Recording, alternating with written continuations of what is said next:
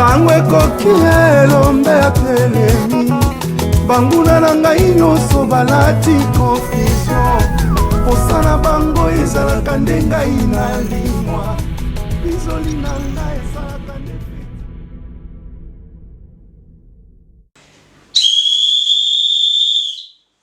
mbote na bino mbote ya mingi ba fidèle ya Afro-Europe Média, surtout na émission na biso les points sur les i o ezali présenté par Yemoko Gisèle Ngindo, animatrice Yemei ya Afro-Europe Média. Bande konangai mbote na bino mingi, surtout ba ba soutenir biso. Là je m'en vais plus vite voir Prida Mwanga, patriote combattant. Oh baloba toujours derrière un grand homme, il y a toujours une grande dame. Nadine Koulou. Bisiko ozali bambote belé, merci vraiment mingi na papa Prida na cadeau sali bana ya Afro-Europe Média to sepeli mingi to ko bossa na moté nzambe abakisolo ebelé bisika o wana ebimi. Je m'en vais encore beaucoup plus saluer pour la Katia France, Maman internationale, grande dame, on va toujours taille. Et c'est la taille qui fait une dame. Donc taille c'est ça là vraiment que non, Maman internationale, Azala vraiment internationale. Donc à peine la Katia fait là na ko bossa na te kulu to ba mama Dadine Ngindu, la force tranquille. Bino ba bossa na biso Liliane Ngindu. Toujours talakaka mango to place aux ali. Bon, bande konangai naye awa naye kokuta naye kosola na bino lelo toujours encore beaucoup plus sur l'actualité politique na religieuse pour na mboka na biso Congo. Bon, masolola na o développer ngonga mon côté nazana mopanzi na ngai donc on a représenté te bino motambo ko mona yemo ko se présenter. Bon, na senginde ko na biso azali na régia présenté bandeko o bazali abamona yemoko amika koloba. Bonjour. Oui, bonjour madame. Bon, mega webisa batoza nani. Bon, to yebiyo, mais yebisa batu bande suko se représenter ozanani. Bon, bandeko, bonjour d'abord chers spectateurs, bonsoir, ça dépend du réseau fuseau horaire où il y a bisika où nous se retrouver, ceux qui sont en Amérique, tous en Afrique, tous les pays bipai. Nazali Ndekonabino Carlos Sikala, Nazali représentant, il y a UDPS Nakati Namboka Oyo Finlande, Nazali Lissousou vice-coordonnateur, il y a mouvement combattant Oyo Babengi CMDC, ils ont regroupé combattants Nyonso Obazali disséminés à travers le monde. Merci beaucoup, merci Carlos Sikala. On a toujours les grands combattants na Katia Finlande. Bon, so Mrs. Bazali Bami Bimisa. To ebi vraiment masolo ezota la politique, masolo ezota la mboka na biso. Eza na mutu moko ala la te bazala mi bale mais moko azo empêchement les autres za na moko. Ala la rata mi tumisa maka vraiment mingi. Bon, azali Carlos Sikala. Carlos Sikala mekan ko ebisa biso. Actualité politique pour le moment. Bon, tu es bien que na dialogue, oh ça na oyakuna, bon, bah comme il peut y avoir signé accord. Si quoi yo ebisa bana Congo nini, point de vue nos amis concernant Makambwana. Oui, merci pour la parole, Madame Gisèle Ngindu. Donc, tu connais ça na bana na biso ya Congo, bisika nyonso bazwami ete ndenge tolobaki toujours accord makambo ezali ko salema. Na kati ya Kanchachi ezali ko concerner ba congolais te ezali ba monologue oyo kan ya Kabila ezali ko sala na ba opposition fabriquée. Donc opposition ya solo oyo sangani na sima Dr Etienne Tshisekedi wa Mulumba jusqu'à présent tozali kozela dialogue oyo solo oyo ko sangisa batu nyonso ekozala inclusif et global pour tout le monde oyo eko aider Kabila abima na kimia na fin ya mandat na le 19 décembre. Donc makambo eza koleka na Kanchachi ezali ko concerner biso te, ezali ko concerner pe ba congolais en général te. La réponse ezali à revoir na manifestation le 19 et le 20 septembre où le peuple congolais a manifesté pacifiquement dans la rue, bien qu'il a été fusillé, bien qu'il a connu l'oppression, la répression sanglante, mais à la Kisaki que a boyi ba tentative nyonso ya glissement. Papa Carlos, esquisse vraiment ok na moi mingi mais vraiment na kolingana zonga moi si mapona tout no mutuna moko concernant Marambozo loba parce que tolanda ki Vital Kamerhe donc selon ba déclaration na ya loba ki na accord na dialogue au bazo bakene ko sala kuna peuple congolais a gagné. Peuple congolais a gagné, bah comme il prêt à signer accord. Yo siko autant aux autres qui bozo de la siko dialogue ou pour inclure batrionso selon bino ba opposition. Donc bozo mon atte que non dialogue c'est comme si ils a pour na propre intérêt na bino parce que le peuple congolais a gagné selon la déclaration de monsieur Vital Kamerhe. Réponse na les années concernant ça.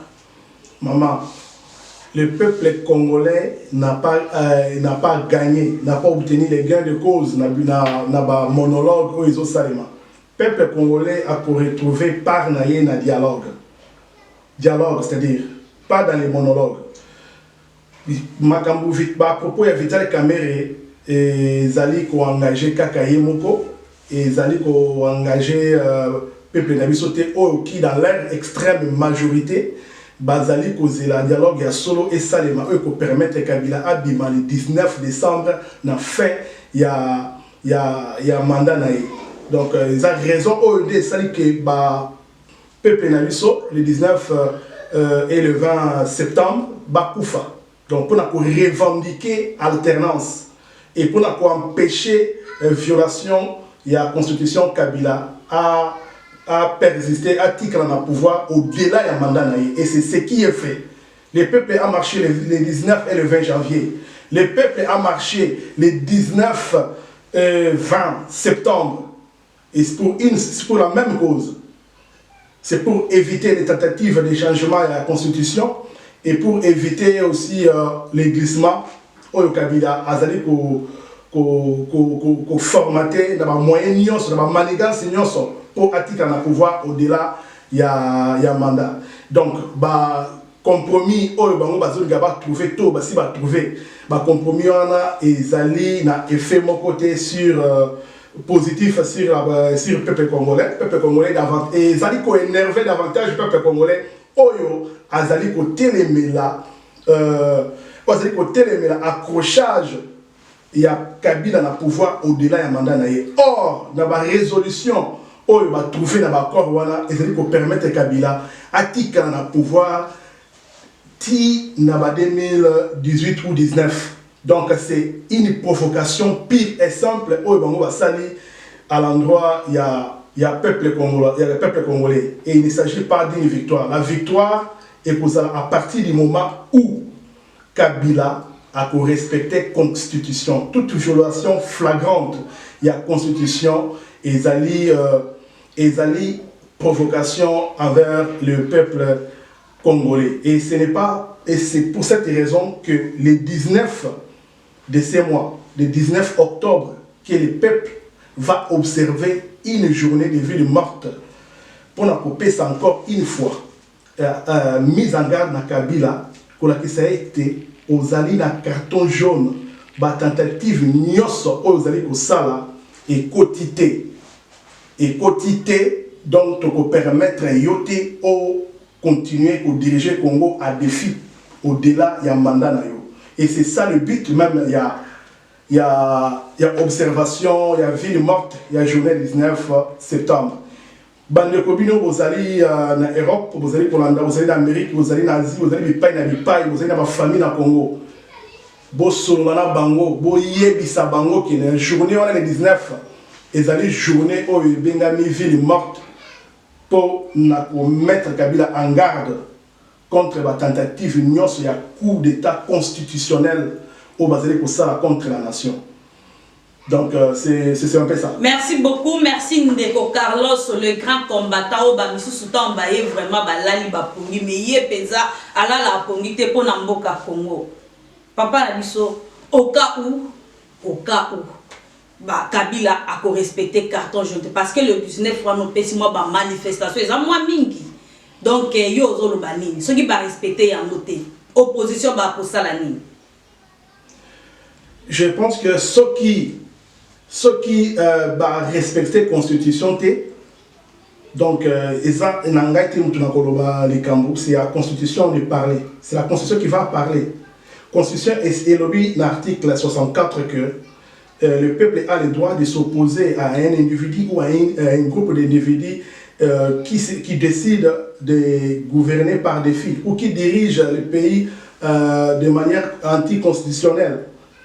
Donc, en vertu, il y a article 64, le peuple a pu s'opposer puis a pu récupérer le pouvoir conformément à la prérogative qu'ils ont reconnaître dans l'article 64. Donc, bon, c'est ça. Espérons que donc le peuple congolais a pu récupérer le pouvoir. Espérons cela. Bon, tout le monde, c'est une actualité politique. Bon, papa Carlos, combattant, si vous avez commis na makambo ezotala vraiment sikoyo religion ba na mboka na biso concernant scandale salemi elekani na mboka na biso na Finlande, donc na église maison d'adoration, donc mutu nyonso ayoki makambo yo, donc yo siko en tant que combattant mais kana ko ebisa biso point de vue nozani concernant makambo yo. Donc, concernant les scandales au Salami, na kati ya moko ba église na Finlande, d'ailleurs, je souligne que je fais partie des membres de l'église concernée. Et Zali, et là, moko izo sala pasi. Ah, na koloba maman na deux volets. Na koloba na casquette lokola combattant. De l'UDPS et puis na olobe la casquette lokola mondimi nyonso lokola mwana na nzambe. Maman, en tant que mwana na nzambe na oloba que le peuple congolais bana na nzambe oyo bafani na mboka o Finlande basi banyokwami mingi na ba scandale oyo bao bengami basali na nzambe bazali kosala bao bengamaki bazali censé ya ko diriger bango na lolenge elongo bani, mais que malheureusement bazali kokende na nzela oyo elongo bani te, bazali kotambola ndenge mission na bango ezali kotinda bango te. Pour connaître ba scandale ebele, alors to ko permettre que ce scandale mususu eya ko bebisa bana eya ko troubler bana nzambe na mboka oyo. Scandale wana ezali ko concerner dans certains secrets de polichinelle, donc je n'ai pas besoin de me réserver le nom. Ezali ko concerner pasteur Serge que je salue en passant, si ozali pasteur nangai. Scandale ezo concerner yo makambo wana elobami na ba médias ebele. Alors seulement inquiétude eza que ozali ko réagir te. Et c'est là, ils allaient pour aider, pour maintenir. Bon, Ndeko Carlos Zwela, toyoka ki intervention il y a pasteur na émission Mongo le Kanaki. Pesa nanu, et c'est comme si oyoka quitté, a intervenir qui, a pesa qui réponse naie concernant bah accusation ou ils allaient sur lui. Peut-être ou soit réponse wana est satisfaire yoté. Oui maman, réponse wana ils allaient satisfaisante été. La réponse pour appeler ça qui n'a qui yango, mais est suffisante pour satisfaire bana nzambe libota nzambe o bazali na kati na mboka oyo. Dire que nazali ne loko ya kolobate nzambe yimo kwa kata likambo. Je pense que ça aide à maintenir le flou. Et zali penda c'est suffisant, donc sengeli na ye a mi pinjo la ami bimisa a décortiquer les faits, a talisa réellement makambo oyo elekanaki ezali elekaki ndenge nini ezali vrai to ezali fausse, parce que en français balobi que qui ne dit mot consent, c'est-à-dire ceux qui osent aller lokwa kolobate, donc l'accusation au bazali ko apporter contre yo elingi kolobake osali ko consentir yango. Alors pour consentir ba makambo wana ezali ko ruiner na réputation na mutu oyo esengeli azala digne, azala saine à la scène pour guider le peuple de Dieu. Avec ce genre de réputation, ils allaient permettre à Salamoussala Nenge et Longobani. Et alors, moi aussi, en tant que membre de cette église, je trouve que, pasteur, tu nous dois quelque chose. Il te faut, concrètement, de long et en large, c'est quoi ces accusations? Ceux qui, au salut ma Bible, même si vos péchés sont rouges comme les cramoisis, Dieu, si nous les confessons, Dieu est juste et fidèle pour nous les pardonner. Alors, il te faudra, j'insiste, il te faudra faire des aveux publics et solennels pour Sengana Libota Nzambe, Bolimbisi, pour la Makambu Nyos Oelekanaki, et puis Ozongela, marche chrétienne Nayo, Nenge Longobanaki, Nenge Longobani. Pour Ozali Pe Moutaliboso, nous avons connu des serviteurs de Dieu, tels que Jimmy Swagar. Nous sommes Jimmy Swagar, Zali, serviteur à Bongolissa, des millions de gens.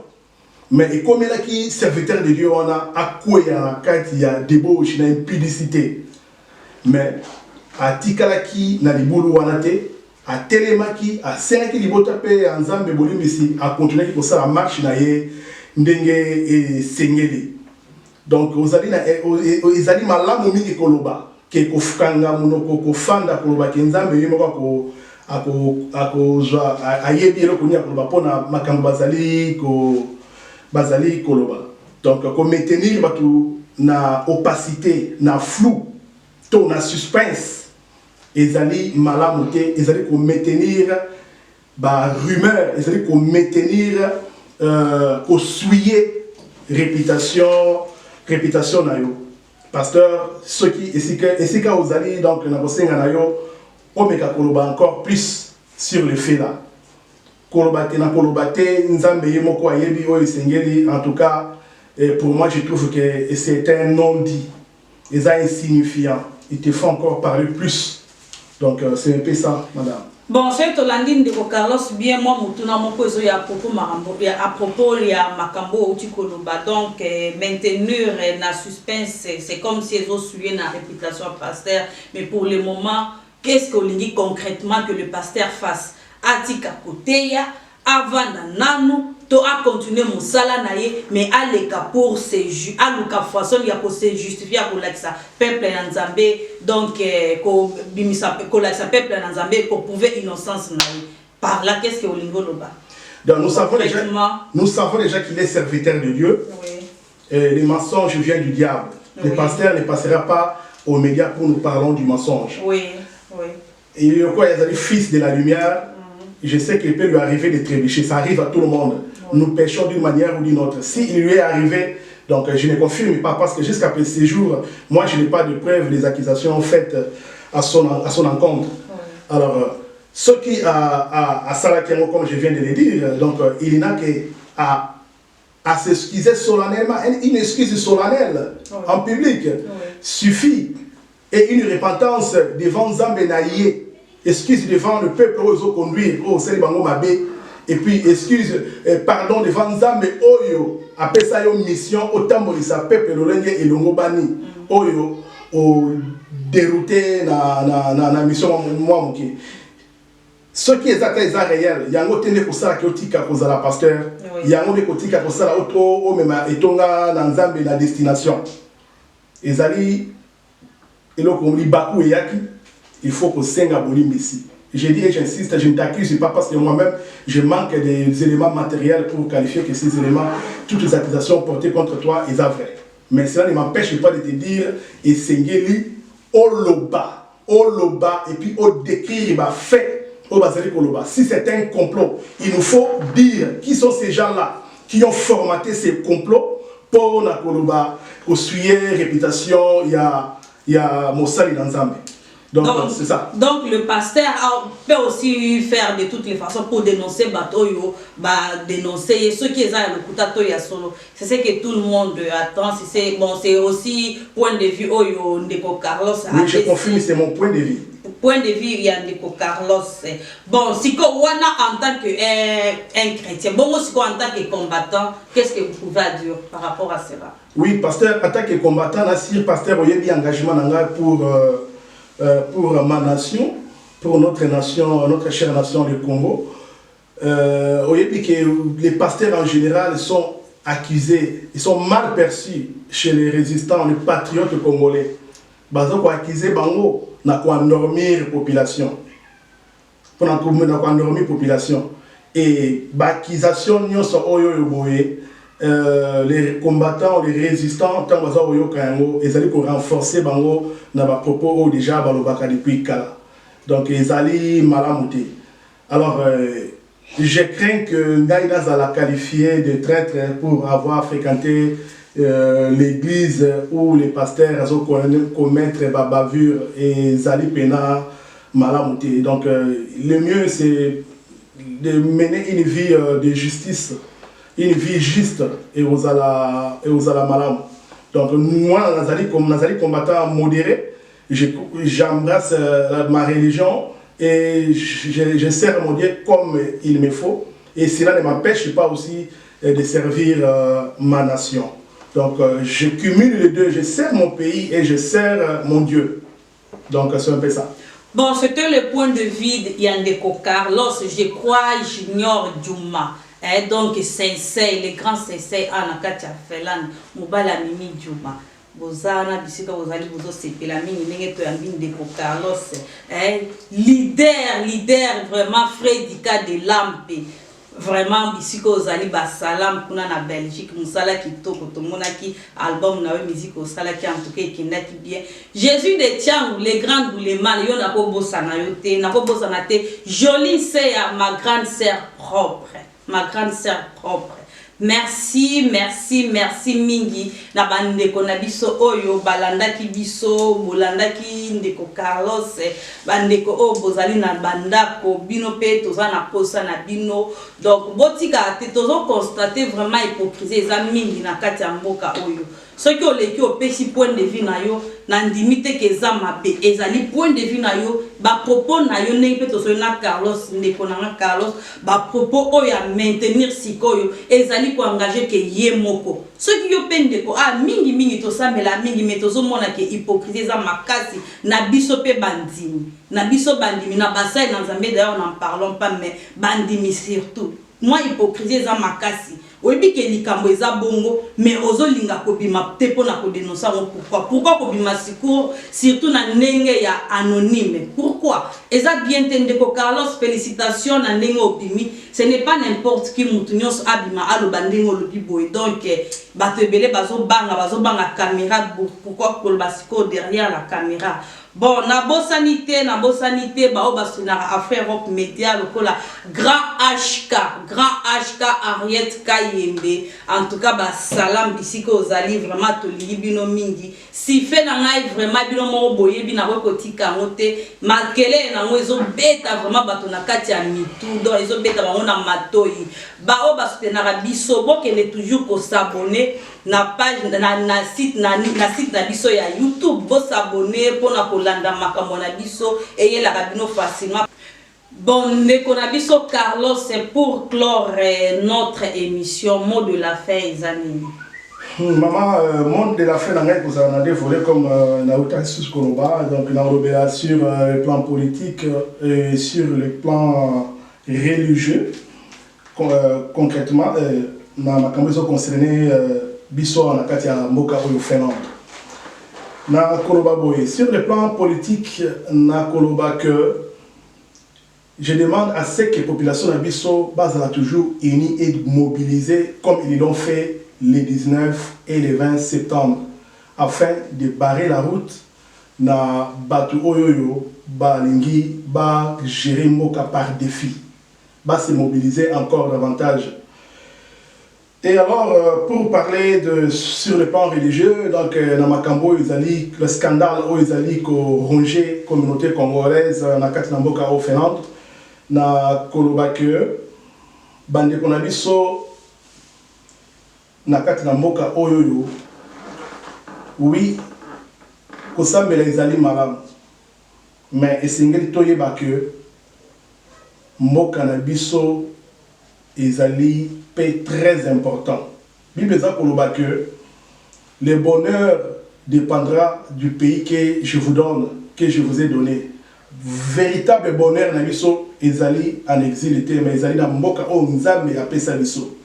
Alors tango esengelaka kokutana mpona kolobela makambo ya mboka na biso na bisika oyo ba conférence ezali to na ba sit-in to na ba marche tout le monde a raté.